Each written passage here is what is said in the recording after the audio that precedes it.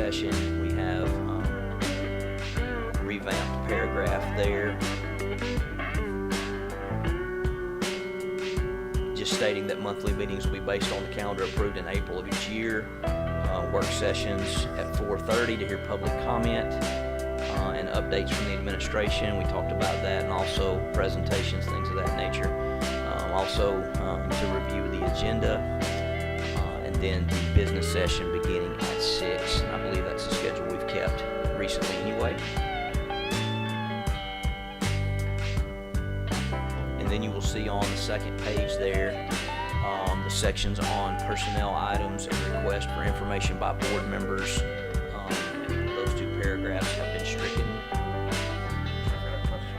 Yep, go ahead, Mark. Can you explain why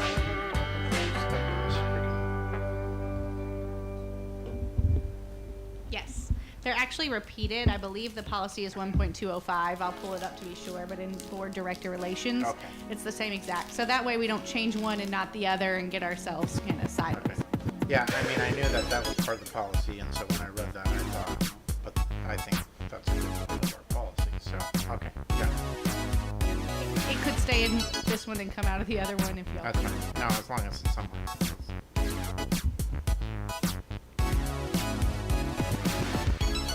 Who am I starting?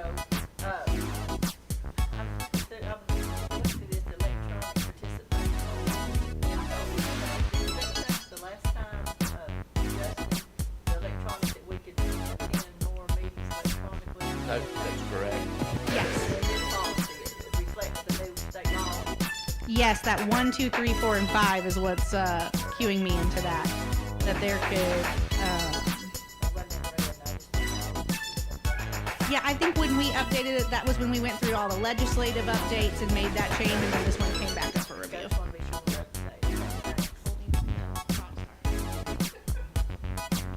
Okay, anything else on this one?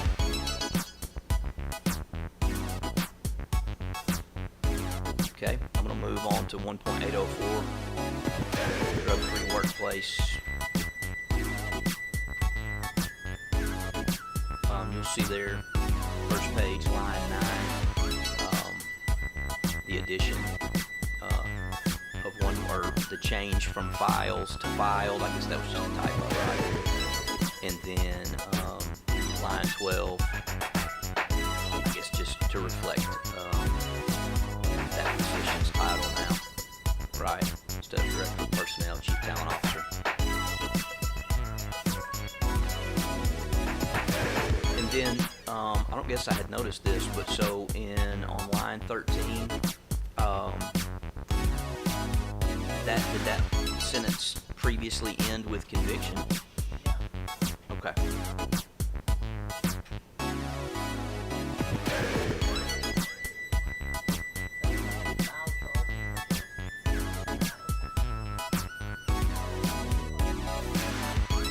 I guess it's just notification, Ms. Thurman. Yeah, I guess so, yeah. Okay, anything else there?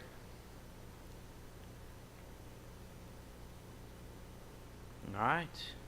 Let's move to 5.310, vacations and holidays. You'll see there in line 6, the addition of, circumstance that would be approved by the Director of Schools.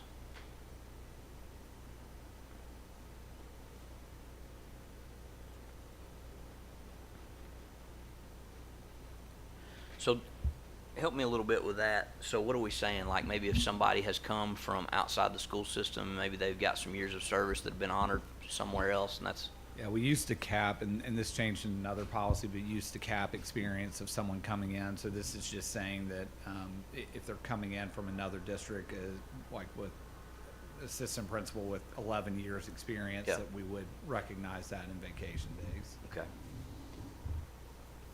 All right, and then you'll see under holidays the addition of a holiday, Juneteenth. Let me go back to that. Justin, you Yes. said that you would recognize it, but that's your discretion, right? Right, and it matches a policy Okay. that was changed in HR. I can't remember which one it is, but basically recognizes the change there so Okay. that this matches it. It Okay. really is a helpful recruitment as people Yeah. are trying to. Well, I mean, I just wondered, it kind of sounded like kind of maybe it was a conflict there. You say that here it says that it's not recognized, but you say it can be recognized, but that's if, with your approval. Okay. All right, and it looks like same change made on line 18 for classified employees.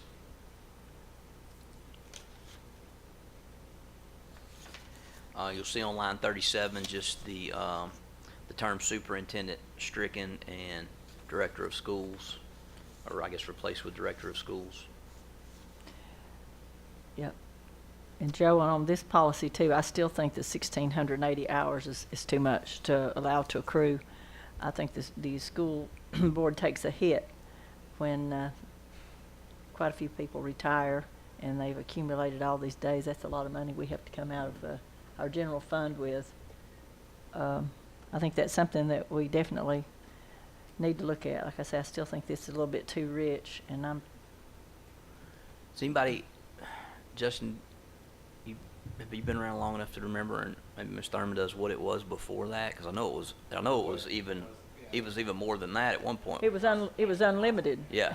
It was unlimited, Yeah. and we were literally paying people $125,000 in unused vacation Cash days when out. they retired. So one year, we had like 10 people retire, and we were out $1 million. So, I mean, this is an unfunded liability that we have. We don't have it in a separate account to cover this. And plus, I just think it's just too rich as it is. I just don't think this is something that corporations don't do, that other businesses don't do, because it is very costly. I think we need to say, you either have to use them or But get it down to something a little bit more manageable than 1,680 hours.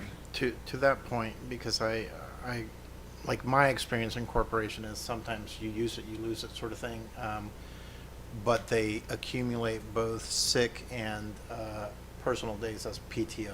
So just basically you get these many days, whether you use them, but for the same reason, because as I've managed businesses, we don't want to be accumulating year after year. So it's like, hey, here they are. Usually what I give people is the first carryover into the first 3 months or whatever, so that they may have a longer vacation at Christmas or something. But that kind of idea of like, yeah, they get used so that we're not carrying them. So I wonder if one of the changes is moving from, at some point, I don't think that necessarily in this, but is moving from personal days, sick days, to just PTO as a whole, where teachers can use it. Because I think they get 3 sick days. No, this correct? this is not teachers. This is just for 12-month employees. Yeah, for 12-month No, employees. teachers don't Yeah, get sorry about vacation that. days. Yeah. But what you're saying would apply to teachers. They get the 10 sick days and 3 personal days. What you're saying Yeah. is just make them PTO. Just make them PTO and And move them sick toward, leave. yeah. Because that's what I see more and more nowadays in a corporate setting is it's just all PTO. Use it in whichever discretion you need, and a lot of it being that for some people the like even for emotional reasons, for like it's been a very stressful week and I need to take a day here, and it's kind of, so anyways, to me that's to consider Yeah. as well. But I would this, think that this is slowly declining. I mean, maybe what would be helpful for y'all to have this conversation is us to pull a little bit of data Mhm. over, like since this policy went into effect, to see how much we're paying Yeah. out in a given year. well, if you don't need vacation days and nobody's taking them, I don't know why we're giving them, I guess, is my thing. If you don't need them, because I know some schools you can't find a principal in the summer with a 10-man search party.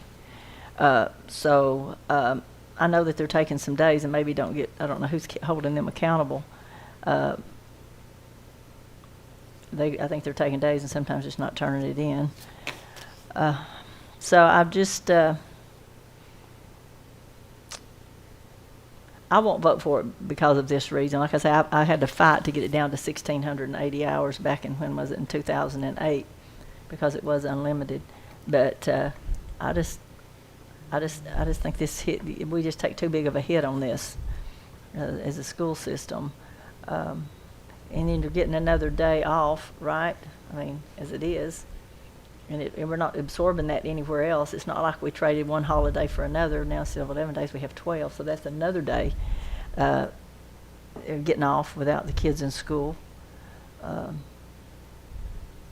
it paid out in cash or isn't it put into an annuity if it's over a certain amount?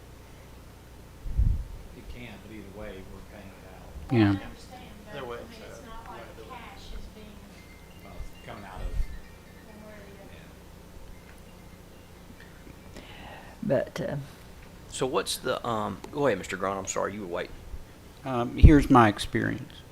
When I left the corporate world, a year or two before I left, an employee retired, and he had 1,800 vacation days built up. He got paid over $160 an hour for those. I worked at a school district, which I had to leave that contract because my wife, the Army moved my wife. The district had completely changed their policy on this and had said, if you don't use the days, we will only pay you $25 for each day. My days at that time, which was quite a while ago, 30 years ago, was worth over $220 a day. I never used a single sick day or day off the entire time I worked in that school district, and I got paid $25 for each day. It was challenged in court. This was in Oklahoma, and they lost, and the school district prevailed. We got to get this under control. I cannot vote for this. well, What- and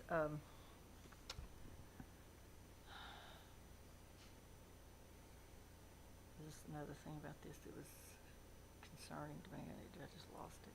There's not anything that prevents us from just pulling this all together and I would like for Scott to be here. Well, Scott was going to check it, I think, and he was going to check some of the other school systems because a lot of them were use it and lose it. Oh, what I was going to say is right here it says for any unused vacation days, and I talked about this at the daily rate for any unused vacation days. Like I say, if you accumulate some days when you're making 100,000 and then you get up to 200,000, they're paying you for the daily rate, not when they're earned, but when the daily rate that they're valued when you retire. So that's taking another hit because that wasn't even money we had in the budget for that position at that time. So I just think it's something we really need to look at.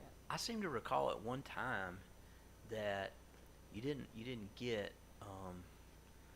get much money for those days when you, and I'm going to use the term cash out, but sick days, not vacation. I got you.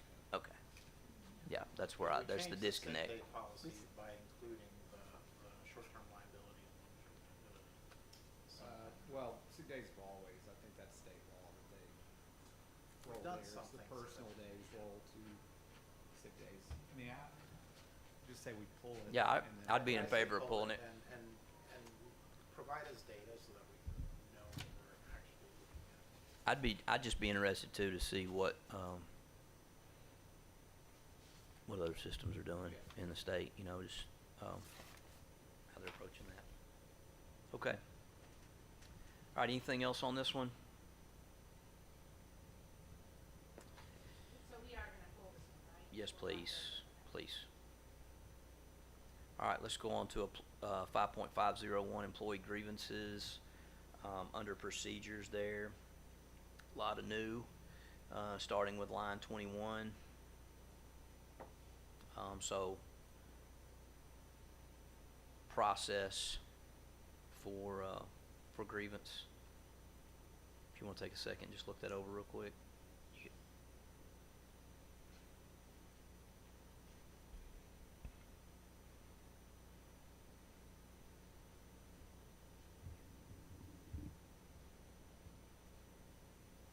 This isn't new, right? It's what's been practiced. It's just being put. If I'm not mistaken, Shannon, correct me if I'm wrong, but this just, language just matches the new MOU. It says that one. Yeah. 10 days and 20 days was part of the MOU, so I think we've just taken it and matched the new MOU. Okay. Seems to be. Yeah, I think so.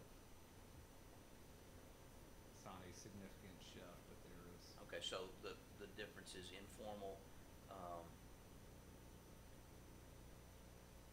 communication needs to happen within 10 days, and then if they don't get satisfaction from that, then their formal request Yeah. needs to happen within 5 days.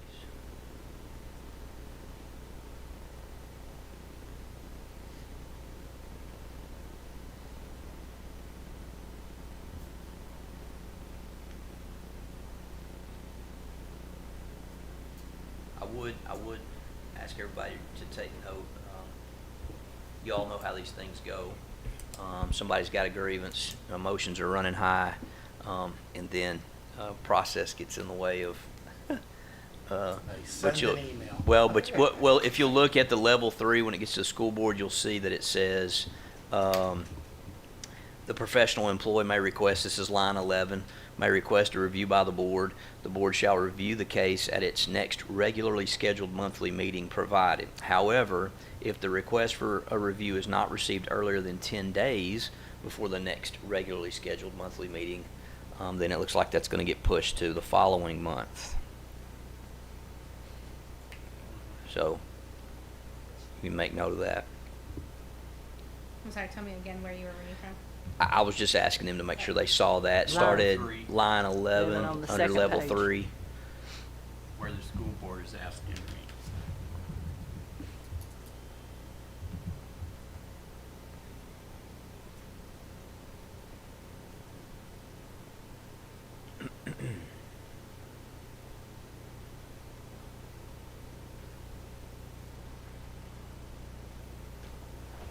Okay, and then if you'll scroll down to the next page under the general guidelines for the procedure itself, starting with line 12, all documents, communications, records dealing with the process of a grievance shall be filed separately from the personnel files of the participants.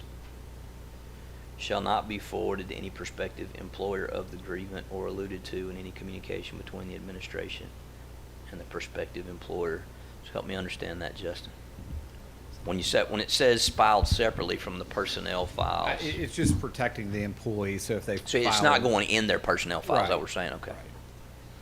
And they don't have to, like, filing a grievance is not a punishment on an Exactly, where if you put it in their personnel file and And moves. employee, right. But I have a question. It says that any grievance, I believe it's earlier, it says that at the school level, that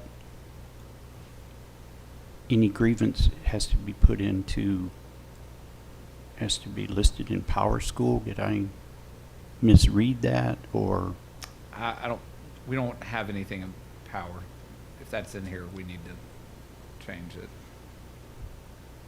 Yeah, there's an informal level grievance form. Yeah, we do have forms, and what it's saying is if it's not a grievance over, like, there could be a discipline matter that is in the personnel file, and if a grievance is filed, we're saying at the end of it, that would go separate, right? Now, an employee always has the right to attach a response to Okay, anything that goes in their I'm looking personnel back, and file. that was in reference to something that we had looked at earlier. I apologize. Okay.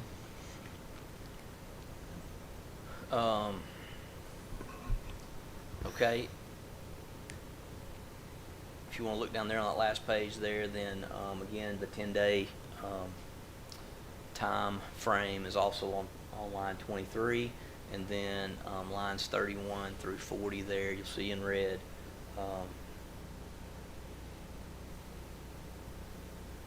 So prior to this language here where it says the use of the district's electronic mail shall be sufficient, did all grievances have to be submitted in writing? Is that what it was? Okay. Yep.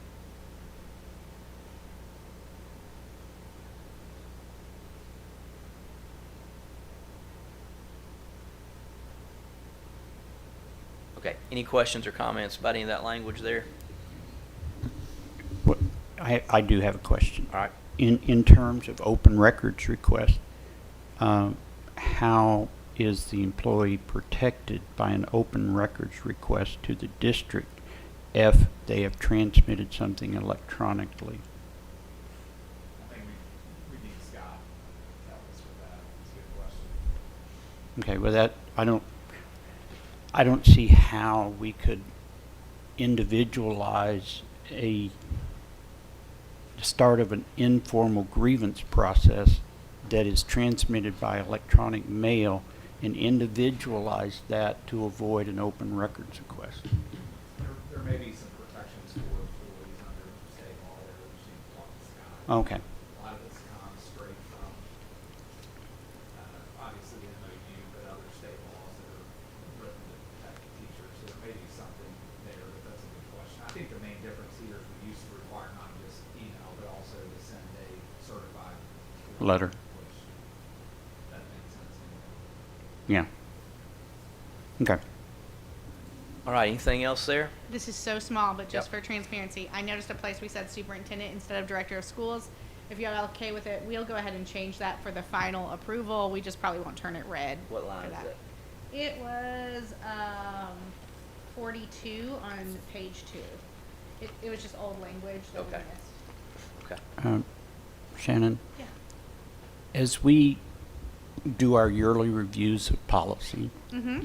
is it possible, instead of doing each of these changes from superintendent to director of schools, and we'd have to ask Scott, can we direct you I do think that's possible. to make all of these changes at one time so that we don't do this every single time we review a policy? I actually do think that's possible. I asked Scott that just a few months ago, actually. So if that's the only change on a policy, we typically don't submit it to you at this point in time if we're just cleaning up the language. Right. I just noticed it here and thought, since we're in the policy committee meeting, I'd let y'all know that we're changing that one, but we won't turn it red on the thing. It's just As I experience going through district policy, should I inform you every time I find a spelling error? if you'd like to, we will take it and Run try with our, it. try our darndest to get it in there. Okay, okay. Yes. Yeah, it won't hurt me if you send it in the email. Yeah, it's not like you don't have enough to do. Yeah. They could have been our errors too. You never know. You get Some of these are cross-eyed. from back in '07. You write so much. There's- All right, let's move on to 5.802 then.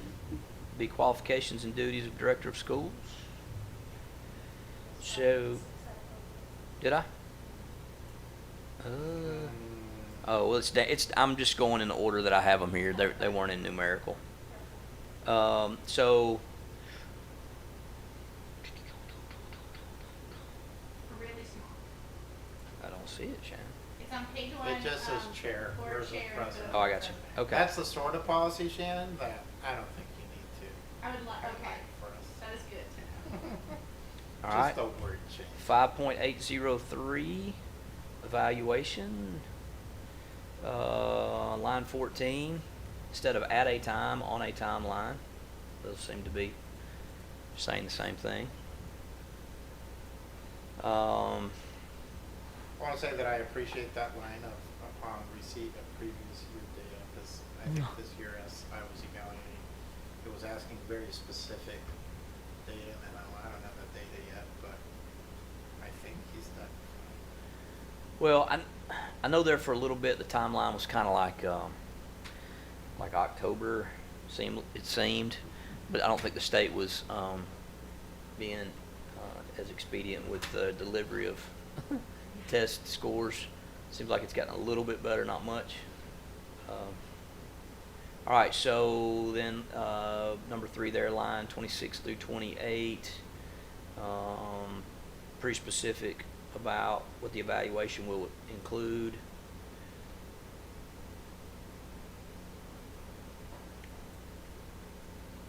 It's pretty straightforward.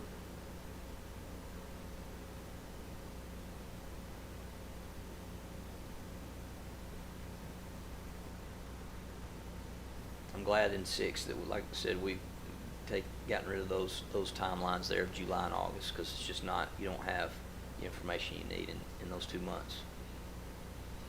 All right, any questions about those? All right, let's go to 5.901. Oh, we've gotten rid of the whole policy. Yes. A bunch of rescinded ones. Yep. There are about 4 there they've gotten rid of.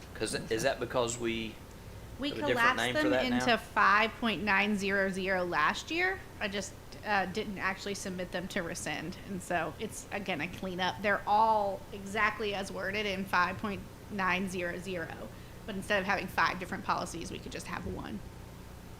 Okay. So no language removed. No language removed. Okay. Just consolidated. All right, well, I'll jump down there to 5.6001, workplace violence. You see some, the addition of some language, line 11 through 14, regarding threats.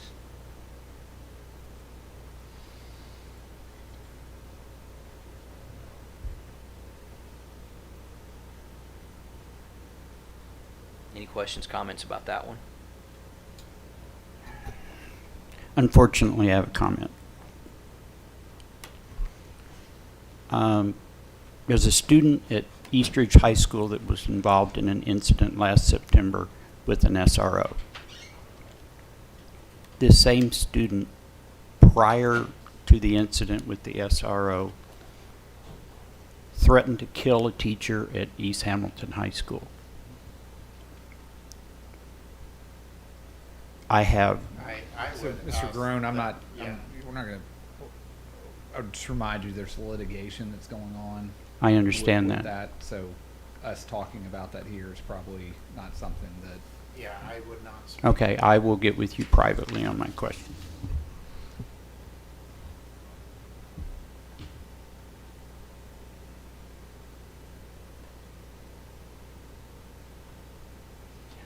Right here, Justin, on this, it says law enforcement may be notified. Is the SRO inside of the school considered to be law enforcement? They are. yeah, they're but they would, in they this- would be brought in Okay. on that review, but it's more of, we've got So we should. SROs that are in municipalities that may not have jurisdiction to go investigate. So Oh, they would okay. have to contact. Okay, that well, it law. just says may. I didn't know if it said be shall or just leave it at may. Maybe. Okay.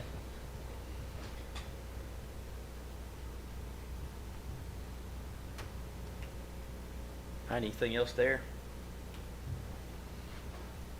All right, let's go to 6.601, student records.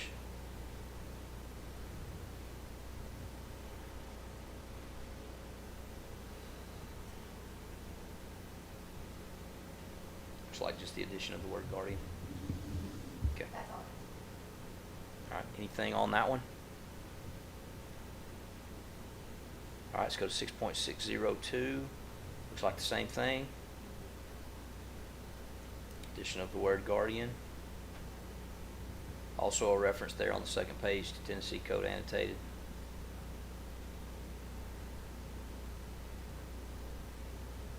Anything on 6.602? All right, we'll go to 5.205, retirement. So you see that lines 11 through 14 have been stricken. I guess that's what I was referring to there, Justin, on line 20. Sick leave payment should be at the rate of $50, yeah. For accrued sick Was leave. didn't we, I think there was a conflict. Wasn't there a different amount on something else we did not like? It used to be 40, and then you came in at 50. Okay, so I started to say, because I remember at that time I meant to question that because one of them said 40 and one of them said 50. We hadn't changed this yet. Okay, all right.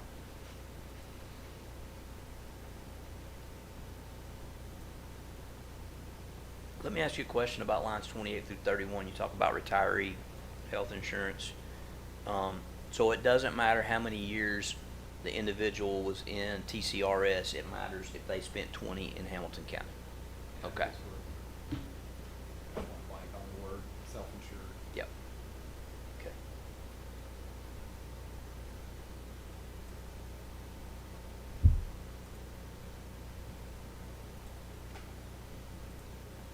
Okay, any questions there on that?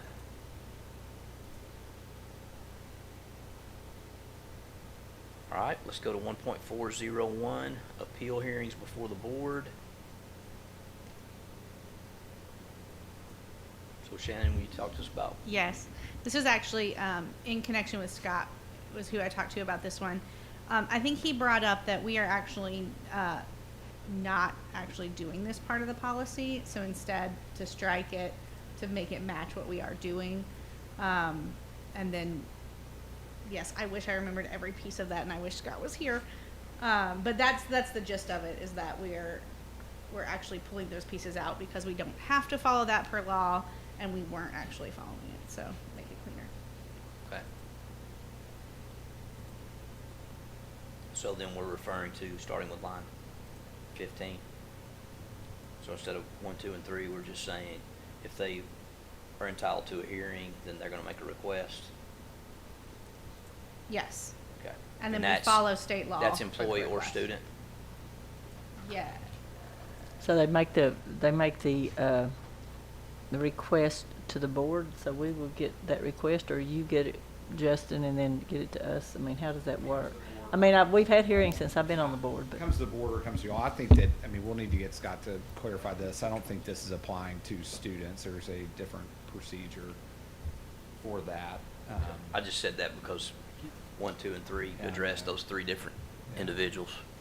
Yeah, that's 1.401.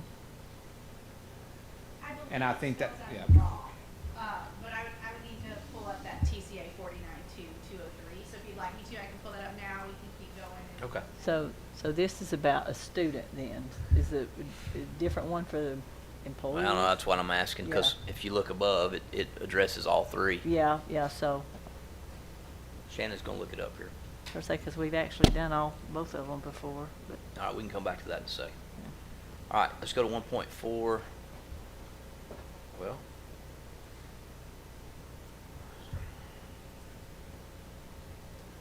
I can't get my computer to work here. There's not much. Okay, well, yeah. So this one now just says any resident. I'm sorry, which one would you want? 1.404, so we were on 01, and that addressed originally employees, students, and parents. Now this addresses, This is appearances. It's just- Yeah, this is appearances Delegates, before the yeah. board, yeah, delegates. yeah, sorry, not hearings, I'm sorry. Yeah.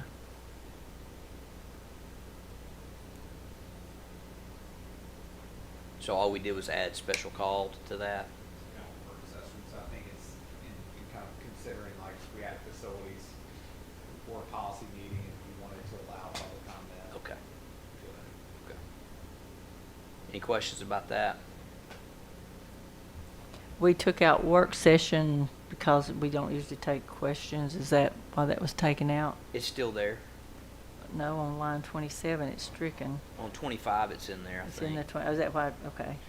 Or special call meeting. I guess that would be considered a special Well, call it meeting. says, yeah, it says any regularly scheduled board meeting work session Or special. call. Okay, so that's just redundant, okay. Well, It shouldn't may there not be, always be a work session. shouldn't there It be a could comma special. behind regularly scheduled board meeting, comma, work session, comma, or special call meeting? I'm very sure there's.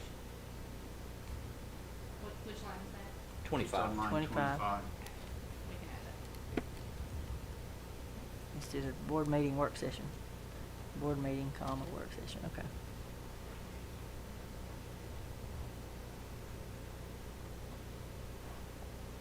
Well, Well, let me it's- think about that. I A was board starting to say, was meeting it- work session is where we have comments. Yeah, I was We starting don't to say, have yeah. comment at the board meeting, so probably not. Is that a board meeting, work session?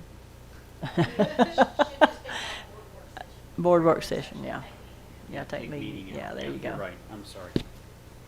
Makes sense. All right, Shannon, are you good with us going back to 1.401? Or you want to come back in a few minutes? I'm a very bad multitasker. Okay, that's all right. No, you're. Can we go back to the special call meeting? Yeah. Because what exactly does that mean? I think it's just anything that's not regularly It's scheduled. talking about facilities, but in a special call session.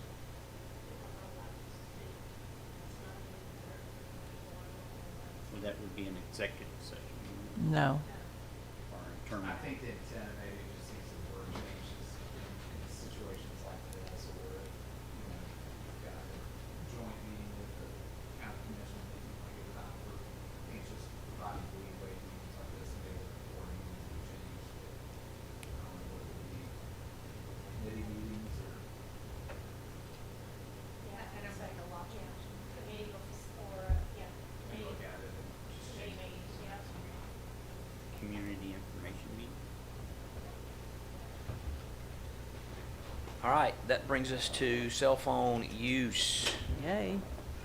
This is just back to, we said we would bring it, quarterly and Friday at the quarter.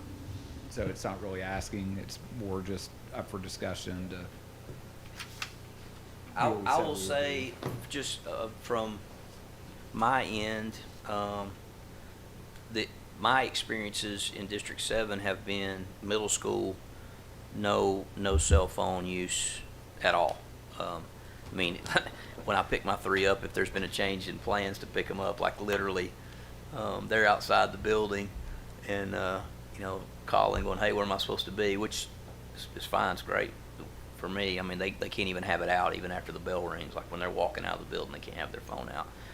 And I think the high school is the same except for at lunch. So they're letting them use it. I haven't heard any complaints at all about cell phone policy. So I don't know. Well, I've received a few, and I tell you who I'm getting most of the calls from are substitute teachers.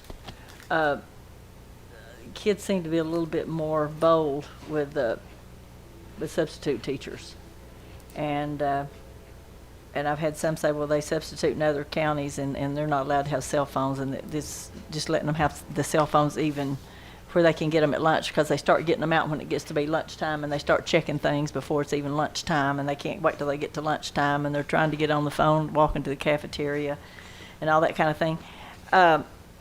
So I'm still saying no cell phones. And then too, like I say, at lunch, that's all the kids do is sit on their cell phone the whole entire time that they're at lunch. And I think whoever sent that, I think it was Joe that sent us an article about that. I think it was an excellent article. I don't know if it was quite a lengthy article, but it was really very good about what we're doing to kids by allowing them to spend so much time on their cell phones. I mean, just don't have any social skills whatsoever.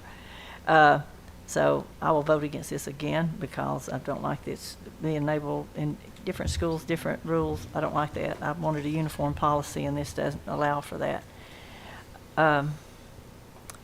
And Joe, while we're on this, a couple of other teachers, while they were talking about this cell phone policy, they said that some of the school districts that they substitute for have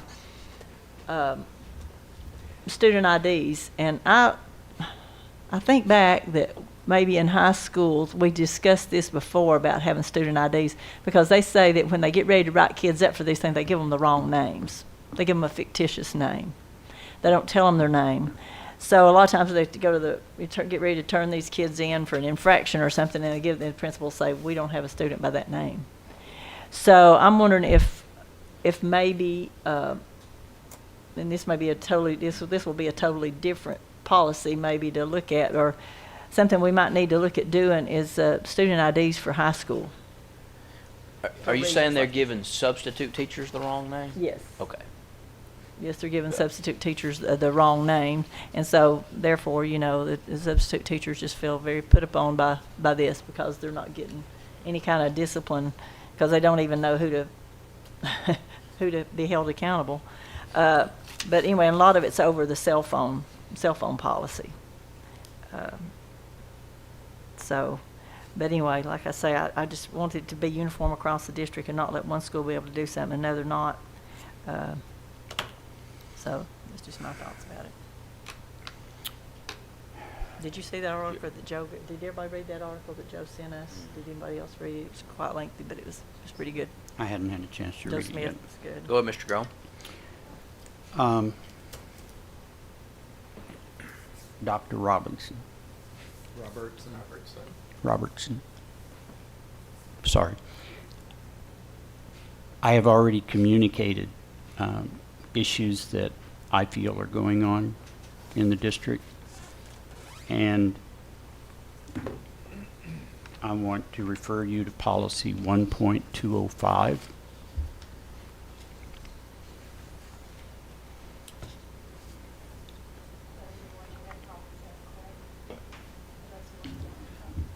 Not this particular one.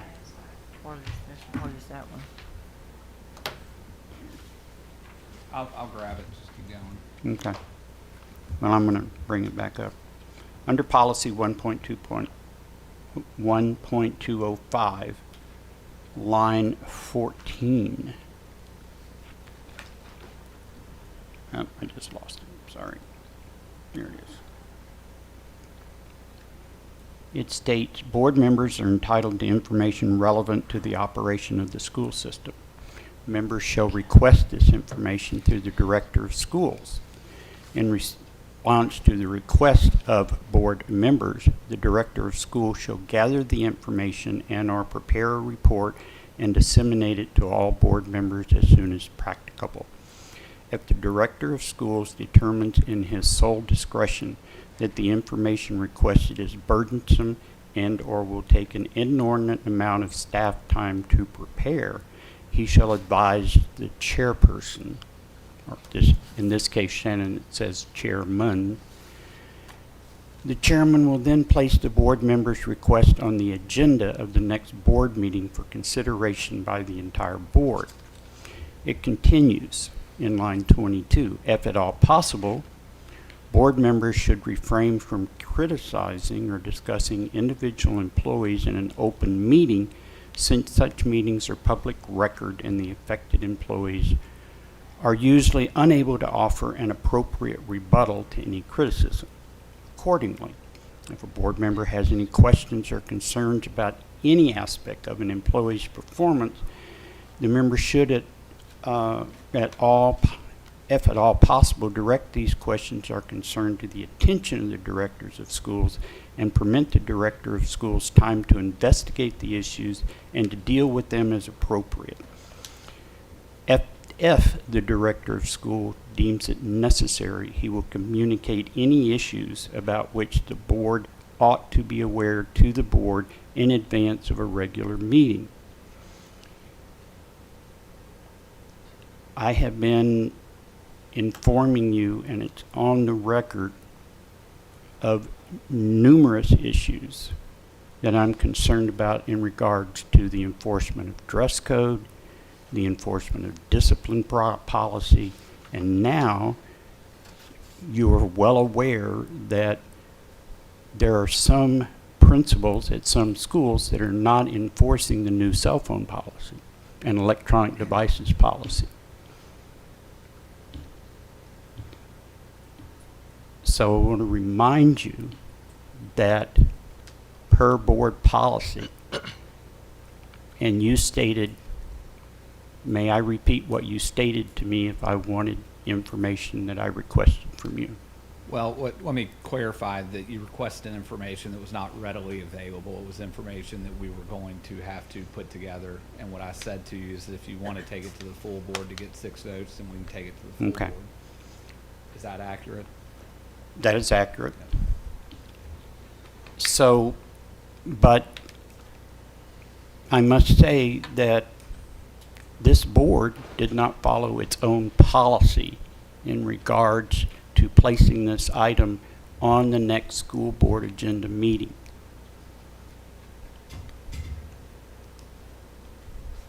So, I'm going to request the current board chairperson include this issue on the December meeting That's fine. for consideration. I wouldn't say that this board didn't follow their own policy. In that conversation, I asked you if you wanted me to take it to the chairwoman at the time, and we agreed not to. That is your interpretation of the board, but that doesn't what the policy says. It says the chairman when they become aware that you have decided. No, sir. Read it closer. So it says if the director of schools determines in his. He shall should say, advise or the chairman. Directs discretion that the information requested is burdensome and/or will take an inordinate amount of staff time to prepare.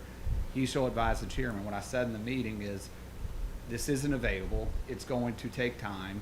If you want me to take it to the chairwoman, I can do that. Okay. Which that's what it says. Well, He shall advise I am the chairwoman. formally requesting that you I'll send it to investigate, Mr. Smith tonight. investigate my concerns That's not what. that's not in what- that regard and disregard in terms of the new cell phone and electronic device policy. So, wait, to be clear, what you asked me for was a list of all schools that were using the grading practice of setting a grade below 50. I told you it wasn't available. It was gonna take too much time to get. So if that's what you're asking me to take to the chair, that's what I will take. These other things aren't, that's Okay. not something you're asking me for. You're telling me to look into it. Be happy to look into it. And I think I should expect a timely response to whatever investigation that you take, So I'd like to speak into this if I may. certainly. But I want to give you time to finish. But that's why I was concerned when we read that policy and I saw that removed, because I do want to be clear that with 11 board members, we can consume our team's time on, especially those that are very highly data-driven, wanting to pull data on every aspect and every corner. And I'd rather our team focus their time on the actual work of education. Now, as it affects, of course, some of those things are important. So that's why, to me, that policy and that segment is very important, because it needs to be brought to us if there's an issue, which may happen one day, that a director of schools may be intentionally protecting some data. And so, as a board, we can determine, yeah, that's data we need to know and we need to be aware of and study. But I think it is important that not every board member can just say, here's a bunch of work, please go do it on our behalf. To that point, we created a board dashboard that took hours of work that brings to the hands of any board member that wants to spend time looking at it, All levels sorts of of data data. that has never been available to board members unless they requested it. So we've gone above and beyond to be, Yeah. open to this. I again want to point out the exact language of policy, because words matter in policy. And it does not say that the director of schools will bring a report back to the board. It says if director of school deems it necessary, he will bring it back. So I understand. if you're asking me to look into all the schools that are violating the board, cell phone policy, I'd be glad to do that. If I deem it necessary to bring a report back to the full board, I'll do that as well. Well, I informed you of a specific school that was not enforcing the policy. Sure. Be happy to look into it. Okay. And in regard, Mr. Press, to your comment, I do agree with you. And I know that I'm pretty much in a very, very unique situation. I believe, I could be wrong, but I believe that I'm the only school board member who doesn't have any outside responsibilities of any kind. I don't work like most of the school board members do at their professions. So my entire full-time job is my representation of my district on the school board, which my county district elected me to do.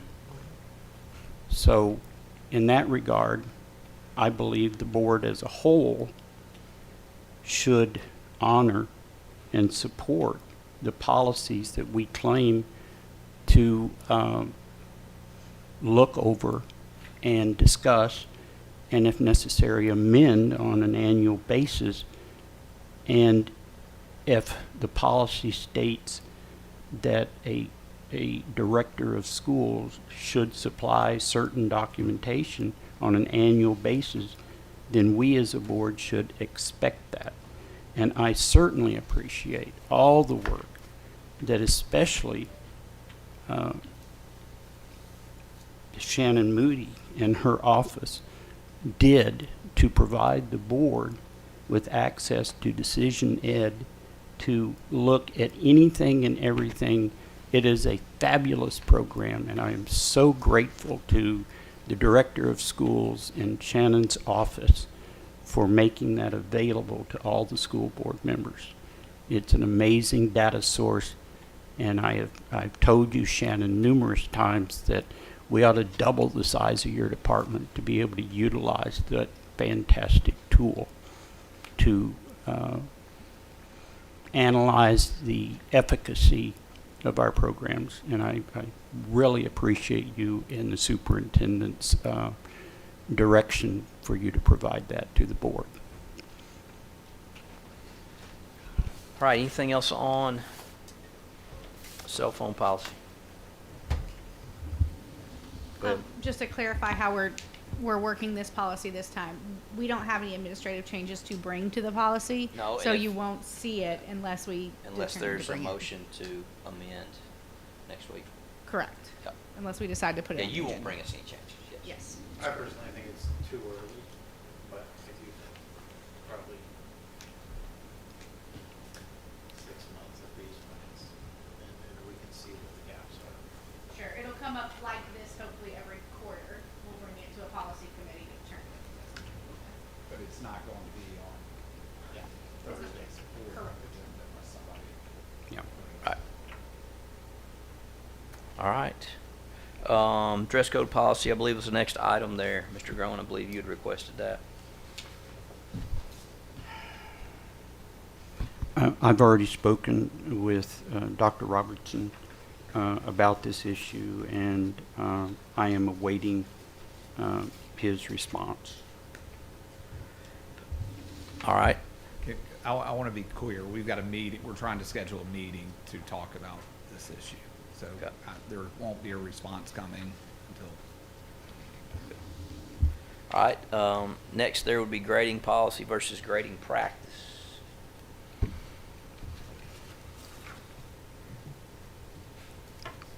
I think, in my opinion, I think an optional grading practice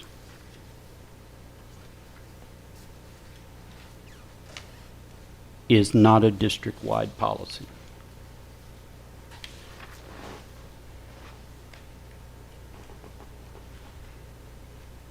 Dr. Robertson, a student at Soddy Daisy High School, point blank asked you a question about why she and her school don't have the equity that other schools are allowed to have in implementing a no grade lower than 50 grading practice.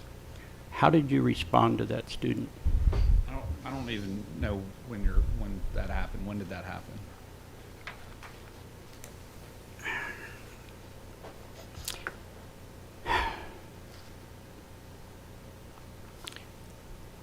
I will get with you at our next scheduled meeting on this and supply you with the student's name and the parent's name. Is that okay? Yeah. Okay. How would you respond to that if you were asked? To a hypothetical question, it's very hard to respond, but what I've said all along around this issue that, is continually brought up and school board attorney agrees with is that there are levels of professional judgment that we allow for schools and teachers to use. And I think I've provided, in writing with you and also in conversations with you examples of it that, that practice is not much different than the practice of someone providing an extra credit question at the end of the test. That's a practice, it's not a policy. It's a practice that's been in Hamilton County schools for a long time, and it's not a new practice. So, And I our agree. disagreement would be around what is policy and what is a practice or a procedure that backs up the policy. And I believe I agreed with you that in my experience, in because of my wife's employment with the military, that I taught in 3 different states and 5 different districts, and I was well aware that there were teachers who followed similar grading practices. So I'm going to propose to the board a district-wide policy that formalizes across the district a no grade lower than 50 policy for this board to vote on. I do not think it's equitable for some schools to be allowed to implement a standard different than what is allowed at other schools. I think that we ought to uphold the same standards for students throughout the entire district. It's just not equitable. If we claim that we're going to be equitable, if we're going to try to come to some definition of what is right or fair, which is very difficult in our current cultural disagreements, then this board, in my opinion, needs to put its opinion out there in the public stating whether they approve of this particular grading practice or not.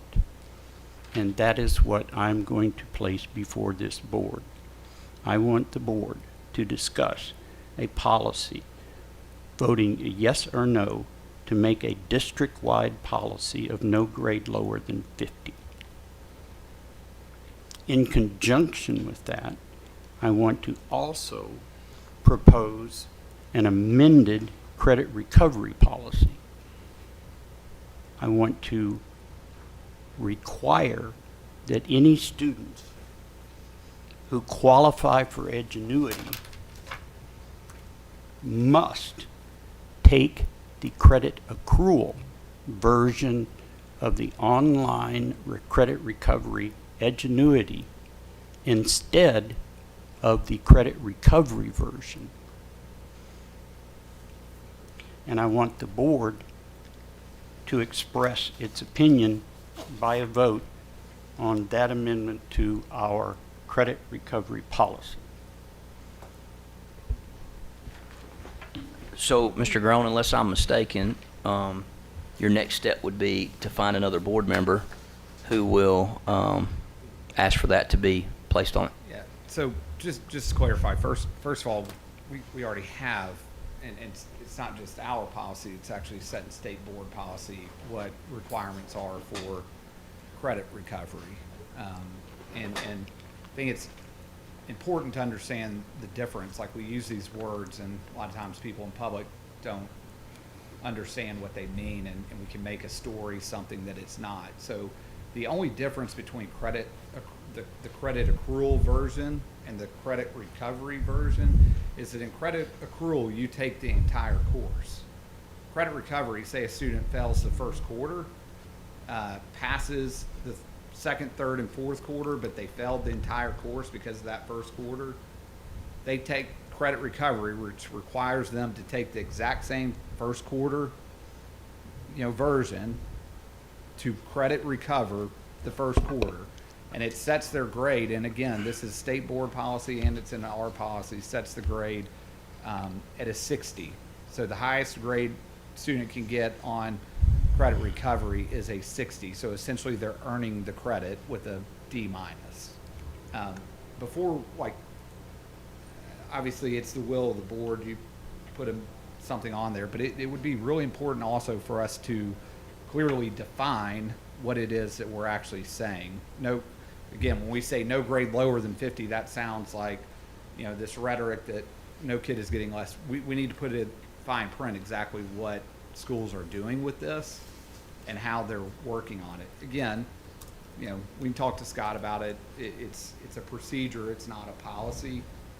And if the board wants to go there, I think we need to do a really deep dive into all the grading practices, K through 12, and question whether or not teachers have the authority to allow a kid to come after school and retake a test, or if students have the ability to do makeup questions on a test that they failed to improve their test grade. Any practice like that would need to be in this policy, so require a lot of work for us to get that clear. Mr. Groen, what's your affinity for the accrual version as opposed to the recovery version? The recovery version allows students, they don't have to do all the assignments. They don't have to watch all the videos. They can actually test out of a particular unit. The theory is that in some cases, as the director of schools has pointed out, students may very well have mastered or close to mastering a particular unit within a course of study, and therefore credit recovery allows them to test out of that unit and move on. That's all fine and good.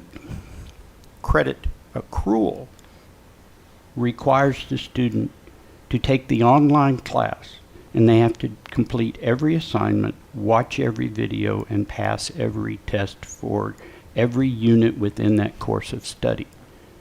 That's completely different than what I believe Dr. Robertson just described.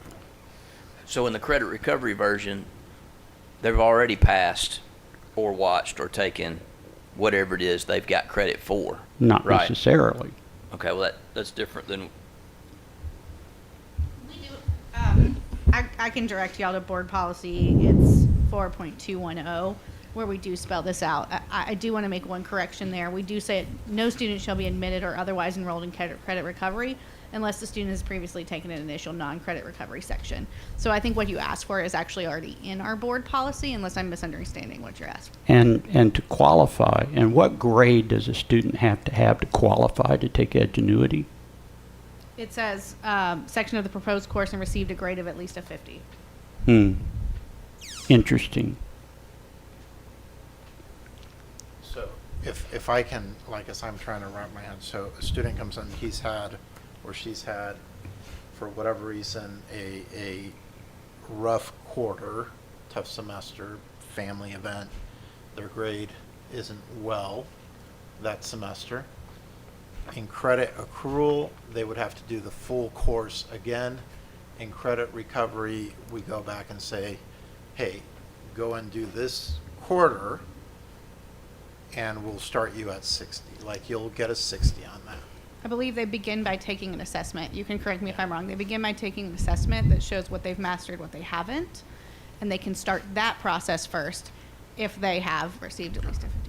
Okay, So okay. again, but like, Okay, but let me ask this. Okay, so you're telling me in some schools that they're no grade lower than a 50, they're all going to be eligible to take credit recovery, and then in other schools that don't have that policy, they may have a 49 and not be able to do that, or they may have a 45 and not be able to do that. Is that the That's what I'm saying. Is that the inequity there, No, that but some it's- students can, yeah, some it's schools can not do it and some because schools can't?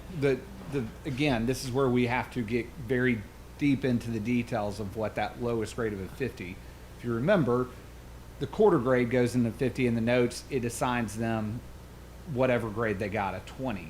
And then it says a student must earn up to the 50. So in that first quarter, if a kid makes a 20, schools will work with them to either do makeup assignments, come after school, get additional tutoring to earn up to that 50.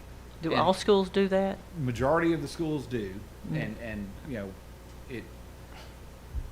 See where you're going with this now. So I'll bring Well, it back to I the mean, board. no, I'm Now I'll just- bring it to the board next Thursday, and we'll vote, and I'll pull a list of all the schools that are. No, I mean, I just want to to know, I just want to be sure that all kids are getting treated the same. I mean, if some kids are being able to do Edgenuity and then graduate, and others are not able to, and then they're not able to graduate. Edgenuity and credit recovery and Are- credit accrual are available to every single student in Hamilton County. Only if they make a grade of 50 or above. I started to say, it sounds like to me, said the 50, that's what I just heard, and that's so, what I'm wondering. so my question is this. So my understanding is that the 50 is the placeholder in Power School or the official grade keeping. Correct me if I'm wrong. It's not that a student can turn in something they did in 30 seconds, and the teacher has to give them a 50 Correct. on the assignment. That's correct. They may have a 23 in the class. The 50 is a placeholder there in Power School. At the end of the day, we determine GPAs based on letter grades, not numeric grades. So it doesn't matter if you really had a 23 in class and there's a 50 in Power School. Now, if we're saying that students can turn in whatever they want to and they're going to get no lower than a 50 on that assignment, then yes, I have an absolute problem with that. If it's just there's a 50 as a placeholder in there and the student's really got a 23, at the end of the semester or the quarter or the year or at the end of the term, whatever that is, it doesn't make any difference if they've got a 36 or they got a 50. They got an F and they get no points on their But GPA. if they can take ingenuity to bring it up, if they have a 50, that's what she's saying. Right. Well, Okay. that to me But that's if you have a that's 25 in some schools yeah. and you can't get it up to a 50, then this. well then person can that's take it. practice. Yes, that's not being That's why I consistent say it's across the not being board. equitable. Yes. That's what And I'm- in I'm trying to reality- understand. I don't Yeah. understand. In reality, this is what's happening in our schools. What's happening? Is that you can put a place marker anywhere you want, and you can put notes off to the side saying what their real grade is. What happens at the end of the quarter or the semester with that place marker of 50? Especially if it's a second semester and they made a 72 in the first semester. What does 50 and 72 divided by 2 come up with?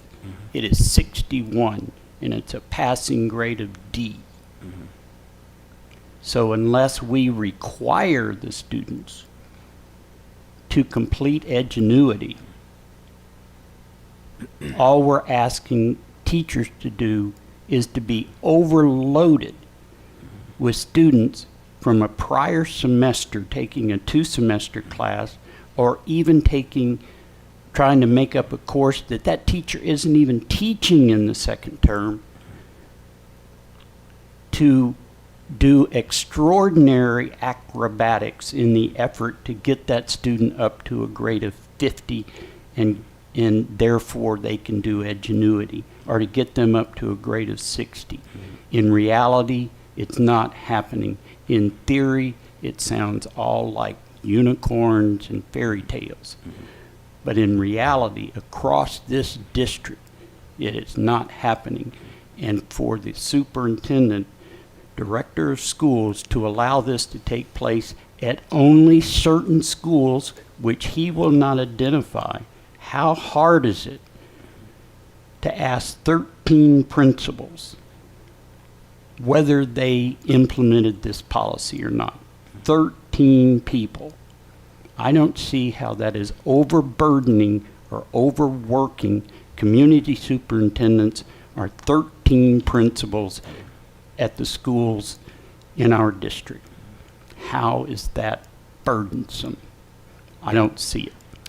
I don't know either. Now, the one thing I will say is I don't know, and maybe I'm wrong on this. I don't know of too many courses we're teaching in Hamilton County in high school right now where there's a first semester grade and a second semester grade. That it's not a continuous either semester course or whatever. So I don't see how there's an average there of 2 different grades coming to a. But anyway, that's It's beside not, but the point. in theory, let's say that one kid slips by and say that the hypothetical situation that Mr. Groen put out there actually is occurring several times throughout the district with 3,500 kids in 12th grade, and a couple of kids are taking credit recovery when they shouldn't have. They still have to show mastery of the content, which is what we expect and want from the beginning, right? You go to college, you get to take courses or tests before you go there and get credits for things that you never took because you show proficiency in it. Worst case scenario, a kid is showing proficiency and getting a credit with a D- grade that, to your point about the GPA, is going to show up as a 1 for that course. We don't have a D- grade. We have a D. It's still 1, Mr. Groen. I understand. Still 1. All right, anything else on that? All right, flags, pennants, banners.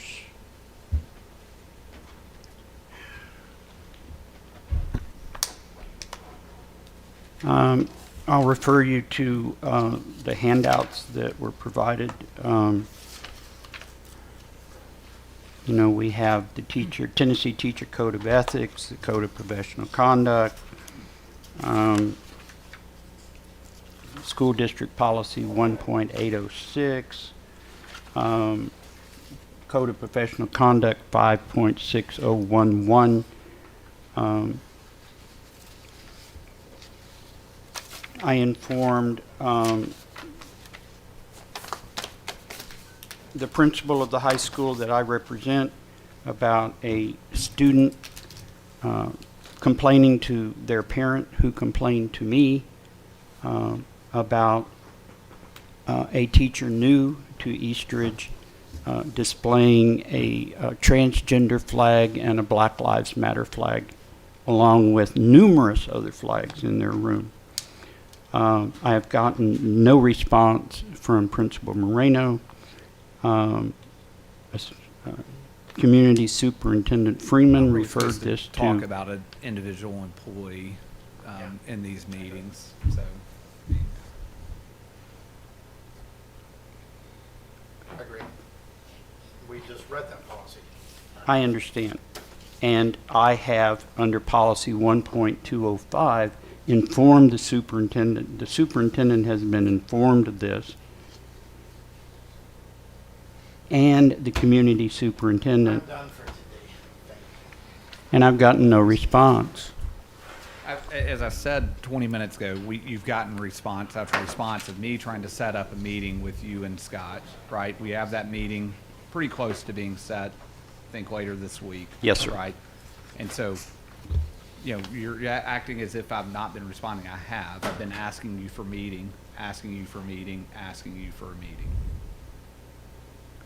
Okay. Well,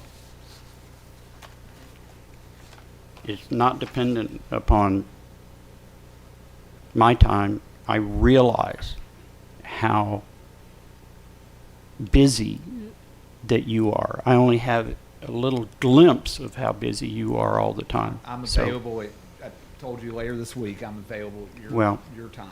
hopefully, we can make some positive progress during that meeting. Thank you. Can I ask? Stern. Yeah, I just need to ask a couple of things that have been asked. I've been contacted by teachers who are worried about not addressing students by the proper pronouns. Do we have any kind of policy that addresses any of that? Do we have state law that addresses? State law. Okay, state law. Do we need a policy to make it, the teachers understand exactly, because some of them are afraid they're going to get in some kind of trouble if they don't, in state law say it's by the, I'm not sure exactly what the state law Sure, is. I can find the state law and send it to you. I'm Oh. afraid I'm going to misspeak here. I Okay. believe the state law, though, says you're not required Okay, to. And so there are many state laws we don't have policy for. yeah, And so we've been addressing it as per the state law. okay, all right, I need the clarification on that. And also, the student ID thing in high school, is that something that needs to be discussed? I know there's a cost involved there. Is that a policy issue, or is that I think it's more procedural. okay. I mean, Is that in what needs to be talked 2000 about at budget time? I'm not Yeah. sure what needs to be discussed. we do it with Jostens, or we did it at one point with Jostens, and I mean, years ago, we had them, they had lanyards. Right. But it was the hard part was kids losing them, trying to reprint them, get them, all that stuff. To deal with the issue that I wrote a note down, like, there needs to be something in the school level when you give the substitute teacher the keys, here's what room you're going to. They need to have a go-to person that if they're having to write up a student, that they can call in. I think procedurally, we can do some stuff to help with that specific scenario. Okay, all right, thank you. All right, and then lastly, district-wide policy versus principals' autonomy. We can skip that. This is also to be discussed at a meeting between the superintendent and our legal representation, Mr. Bennett.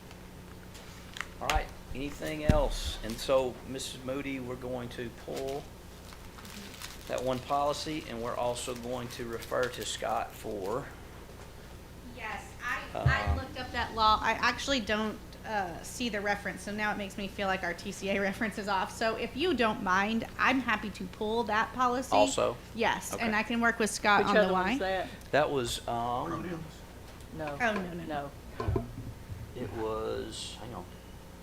It was the one about the hearings. I Oh, think the it- hearings. Oh, okay. 1.401. So we Okay. can get Scott's to weigh in on that, and I can make sure that that TCA reference that we still have is the correct reference since I couldn't find it. Okay. So we'll hold it for a month if you're okay with that. Yep. All right, meeting adjourned.